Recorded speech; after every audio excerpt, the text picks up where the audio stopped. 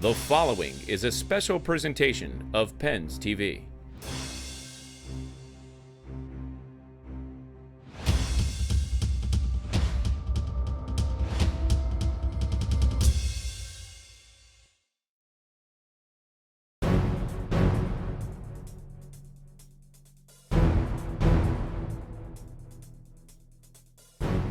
The dead of winter can be an ominous foe. But for the Penguins, it's a storm they're made to weather. They're built for the march. It's the midway point of a journey that began in September, and with any luck, will end in June. It's the march to the playoffs.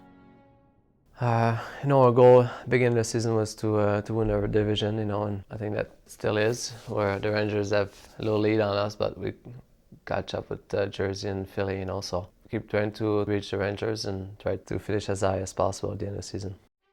It was the end of January. Pittsburgh faced an uphill battle for the division crown, and in the first game after the All-Star break.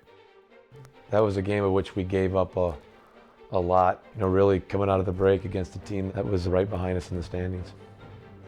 The Penguins had a 5-point advantage in the standings, but spotted Toronto a 3-goal lead in the game. They score and the Leafs make it 4-1. The Leafs were making the Penguins look silly, and it had nothing to do with the man they call Flower standing on his head.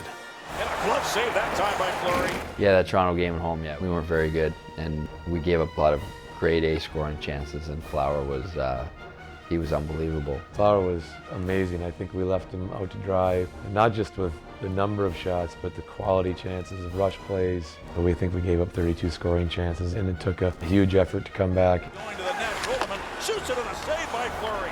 Finally to the rebound, stopped again by Fleury with a glove. Despite giving up 4 goals and trailing by 3 well into the third period, Marc-Andre Fleury never gave up on his team. When you're a goalie, you never want to get scored on, so it doesn't matter how many he has gotten already.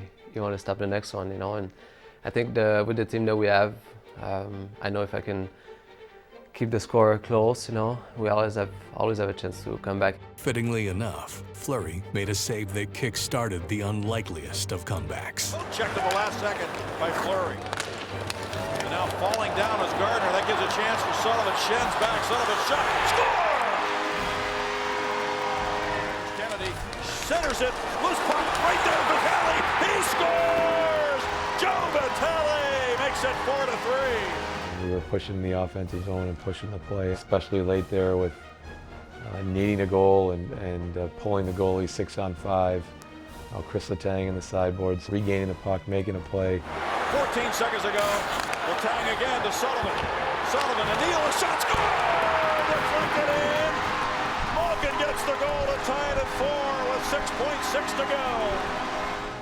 To have him score that goal off his chest, that was big, because I don't think we had many goals like 6-on-5, at the end of the game, so that was a huge one. And that puck looked like it hit him, Malkin right in the heart. It was an appropriate place to find the game-tying goal. Evgeny Malkin sent the game to overtime, but there was no question who won the game for Pittsburgh. Kessel, who can really shoot it, going way over towards the boards, coming in on an angle. Kessel, stopped! Fleury does it again! The Penguins win the shootout, and they've won 8 in a row. I don't know if I've ever seen a goalie give up 4 and really deservedly be the #1 star of the game. And tonight's first star of the game, Marc-Andre Fleury. He's a great guy, first of all, and leadership and team, If you see practice, he's work hard every day, He's good experience now. It's unbelievable, He's learned every day, and we see how play good now. Seeing Fleury play wasn't a problem. He appeared in 23 straight games for the Penguins, the longest streak of his career. But was he playing too much? It's really methodically planned out at the beginning of the year, looking at the schedule, identifying the appropriate number of games for a goaltender, and really pegged Marc-Andre at the beginning of the season for around 60 to 65, in that range. I really don't know what it's like, if that wears on a guy, if it wears on him physically, if it wears on him mentally, or if maybe Flower wants to play every game. I really don't know. I like to play the game, so every time I can be in there, I try to have some fun. I know he started to get hot and he started to play really well, and he may have, got one more start than was originally planned, but you stick pretty close to that schedule.